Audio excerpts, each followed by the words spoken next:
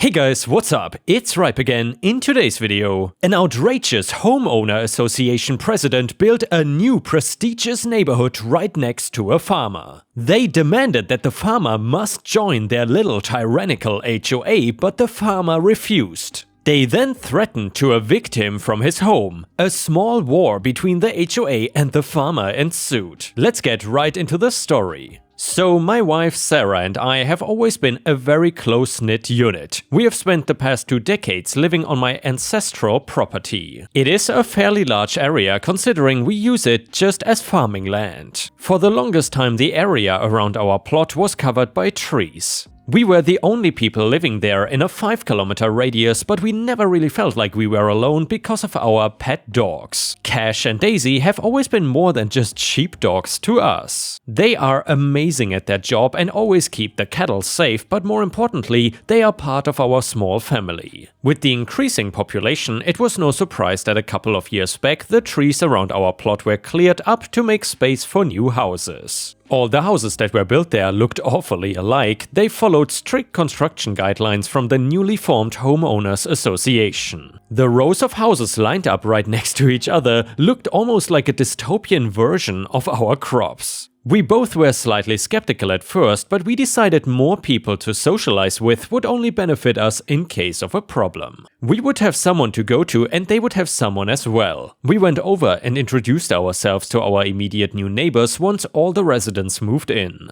It went smoothly and Sarah even felt silly that she was worried for no reason. We eventually met most of the new people that had moved into the area. The neighbors were all fascinated by our farming practices and the children loved visiting the barn. Cash and Daisy, our dogs, had always been great with kids. They were essentially tour guides to the rest of the barn. Of course, a few of the children were slightly scared of the dogs, but it was clear that they were harmless. The first couple of months were great, everyone was extremely friendly, and we even had a couple of barbecues together. We all got along really well, and it felt like we had known each other for years. However, things took a turn for the worse when the HOA decided to interfere. They hated the fact that we didn't have to pay them a monthly maintenance charge for the road since we were here far longer than they were. Additionally, we did not even use the road that they claimed was under their maintenance, so it made no sense that they wanted us to pay too. After we refused to pay their ridiculously high monthly fee, they decided to do everything possible to coerce us under their jurisdiction,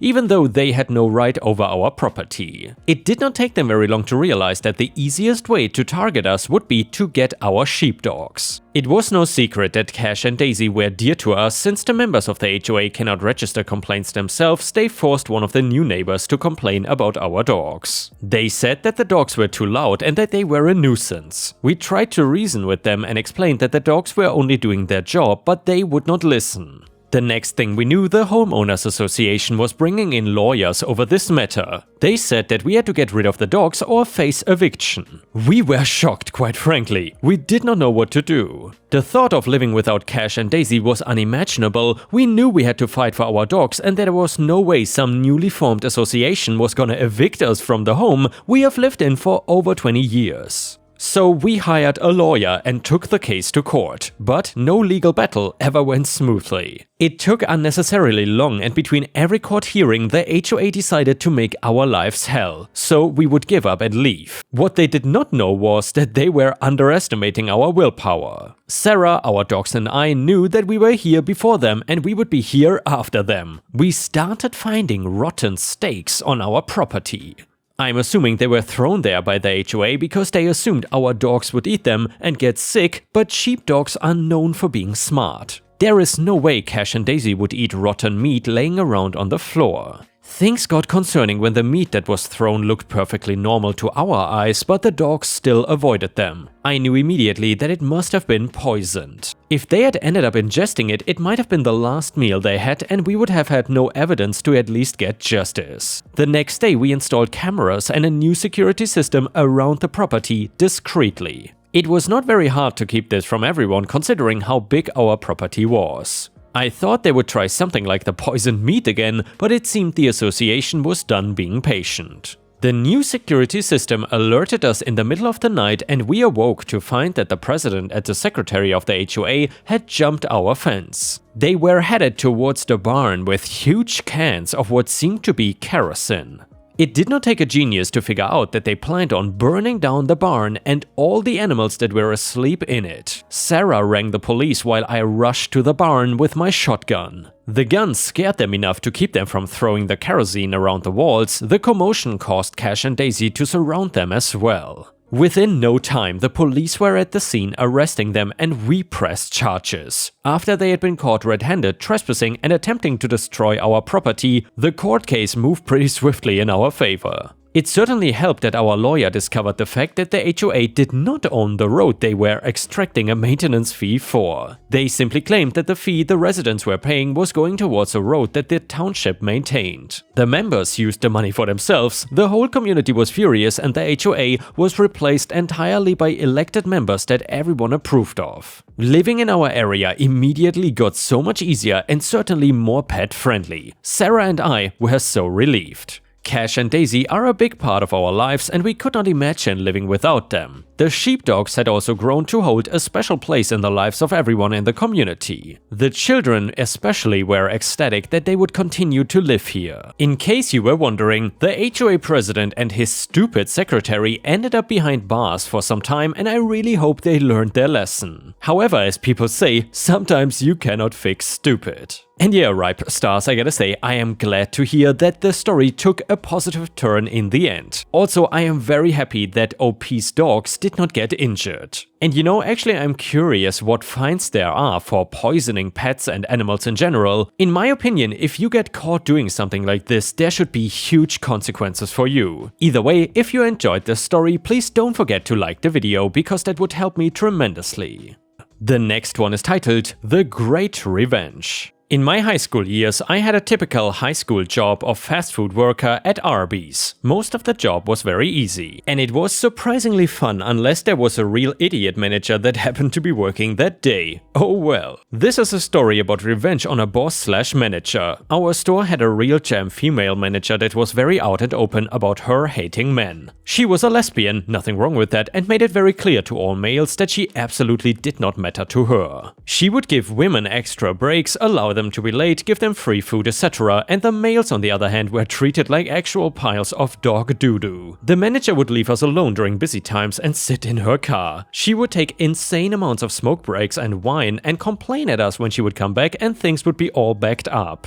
Eventually, several months of her garbage attitude and clear hatred got the best of me, and one day I had enough and I hatched a plan. Arby's at that time used to take call-ahead orders on large workplaces or party orders. People would call in and say they needed X amount of sandwiches for a luncheon. These call-in orders did not need to be verified in any way. Anyone could really call these in. I heard a different manager one time explain to someone that if someone were to call in a $300 order and ditch the order, well, he would probably get fired for allowing that much beef to get wasted. The roast beef products at Arby's are treated like gold. One day I knew this manager was working with me, and I executed my plan. About halfway through the shift, I used the bathroom and texted a friend that was willing to help me. I simply texted him, "It's go time." My buddy then calls our store and puts in an order for 200 roast beef sandwiches, which at that time would be about $300 to $350. This did not affect me whatsoever because I was on drive-thru that day and did not need to make food.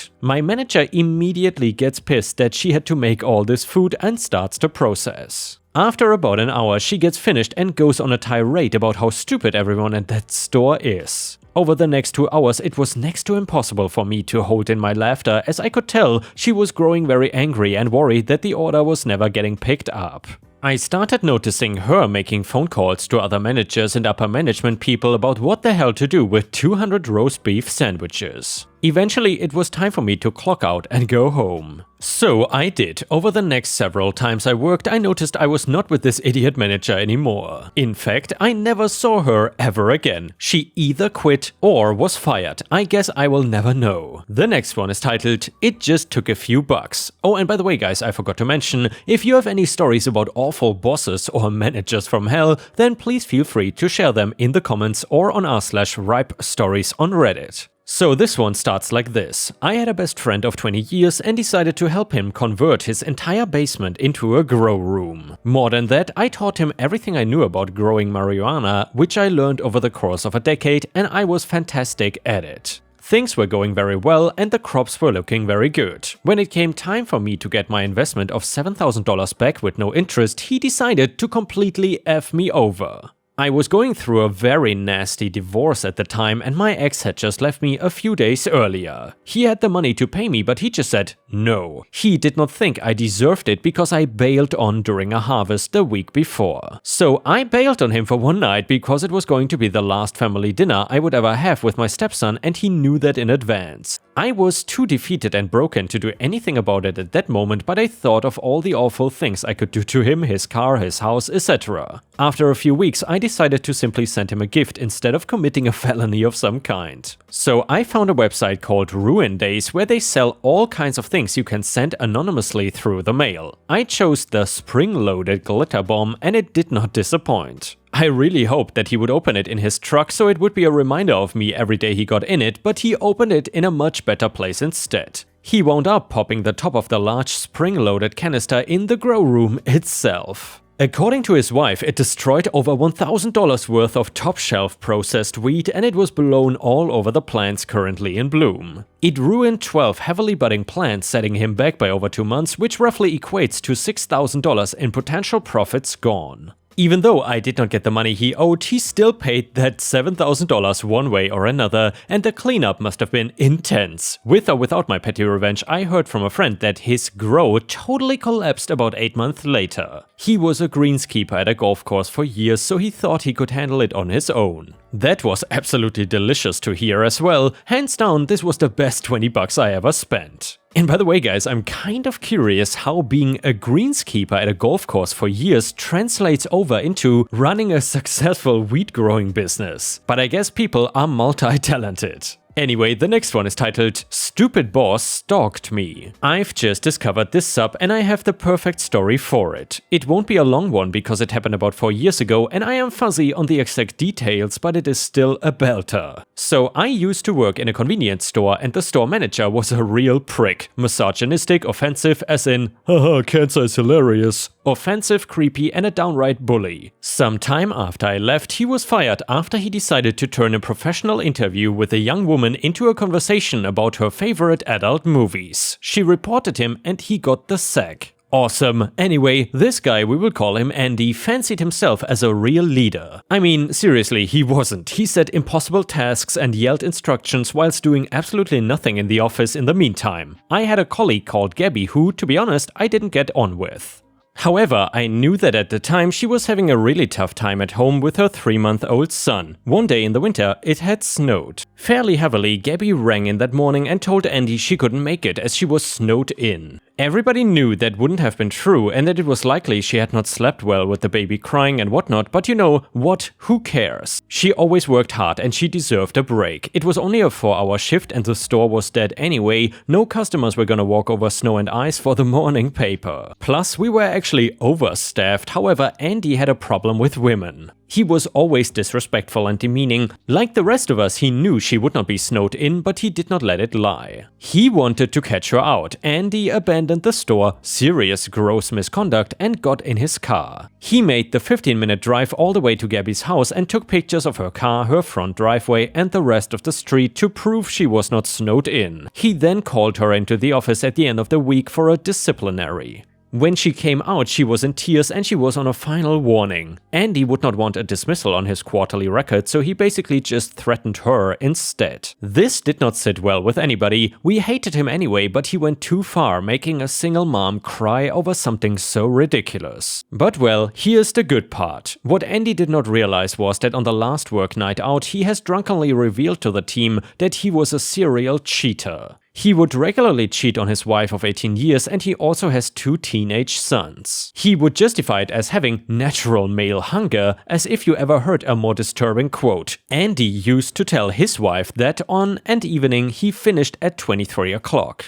This was a lie. He never worked later than 21 o'clock. After an evening shift he would go and screw whichever side piece he had going at the time. Well, one evening he finished at 21 o'clock and he got in his car and started driving. What he did not realize was that Gab, who was not on shift that day, had dropped her son at her mom's house and had waited outside the store in her car for Andy to leave. She tailed his car all the way to his hookup house and parked 3 houses down. She then proceeded to take pictures of Andy hugging and kissing this random woman before pulling her inside and slamming the door. You can see where this is going. Andy did not come into work for a week. When we saw him next, he looked broken. His wife had been anonymously sent the pictures of him getting off with another woman. She had kicked him out and had contacted a solicitor to start a divorce process. His sons had blocked his number and wanted nothing to do with him. Of course, he knew who sent the pictures, but he had no proof, no evidence, no nothing. Gabby stayed at the store for another 3 months before moving into a recruitment position for a pharmaceutical company. As far as I know, she is still there today and doing well. As for Andy, I have no idea whether the divorce went through or not. I blocked him on all social media after I left the company, about a month after this whole thing. What I do know is that he is a disgusting, reprehensible human being who thought he was invincible. He thought he could walk all over people, bullying and belittling as he went. Well, he soon realized that nobody is invincible, and I thoroughly enjoyed watching his collapse. And yeah, Ripe Stars, I gotta say, that douchebag Andy really got what he deserved in the end. Have you ever worked for people as horrible as Andy? Let us know in the comments if you got any stories to share. Neighbor risked killing her own grandchildren for my parents' property. Backstory: this happened in the 1990s. My parents own a 40-acre farm in the middle of nowhere. After 5 years, the trailer next door that was on 2.5 acres went up for sale. The dogs were put in a pen to go outside when the new neighbors were moving in. The husband looked like he killed his own mother and enjoyed it, but the dogs did not even give off a whimper. The wife, when she came up the driveway, the dogs went nuts and wanted to tear into her. Our dogs are not violent, but we came later to understand why. And by the way guys, isn't it that dogs have sort of a sixth sense when it comes to noticing bad people or something? I think I've heard something like this in the past, but I'm not sure.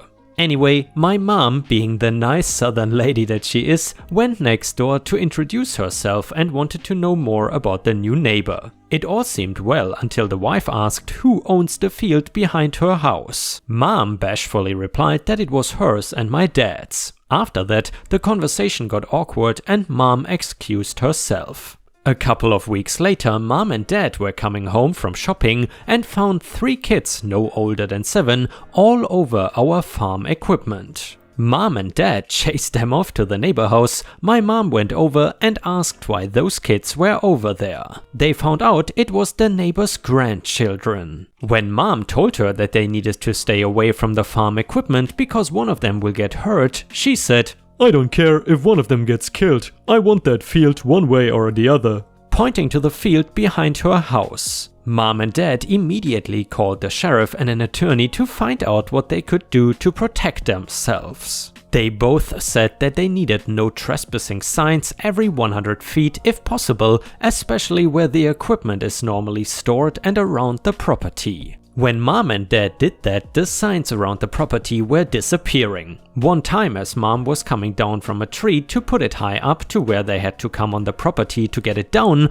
a gun blast hit the sign above her head. And off in the distance was the wife yelling smugly, "Oops, I guess my gun went off accidentally." Things cooled down only when my brother came home on weekends from college to watch the house. Plus, my parents made their schedule more random during the week, so the neighbors didn't know if anyone was there or not. However, they were still causing problems like small things disappearing from our yard and them saying that it must be some druggie looking to steal anything for drugs. It was so bad at one point in time that Mom and Dad asked if they could buy their property. The property was worth $50,000 at the time. My parents offered $60,000. The wife said, "Sure, you can get my property at $250,000, take it or leave it." Even my parents' property at the time was not worth that much, so they left it. However, it took a turn for the better 2 years after the offer. The husband wanted a divorce from his wife. This was a grand total of 4 years of dealing with her. Side note, the husband never met my parents until he moved out a week prior.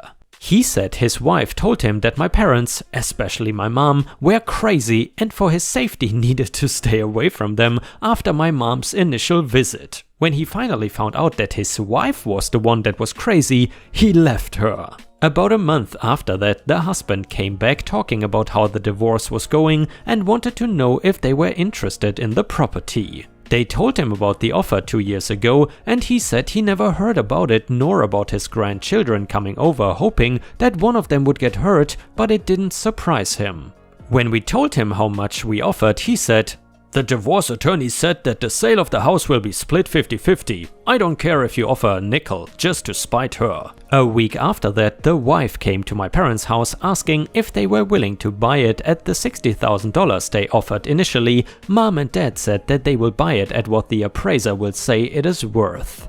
Because of the depreciation of the trailer and because the wife didn't take care of the trailer, it was appraised at $40,000. Mom was ready to be spiteful and offer $30,000, but dad disagreed and said that would be a good restart for a guy that had to live through this for all those years. And ripe stars, I gotta say, this story got me thinking, so I'm curious, in America, if you own a large property but you have no trespassing signs anywhere, can people even get in trouble when they trespass on your property, given that you have no trespassing signs anywhere?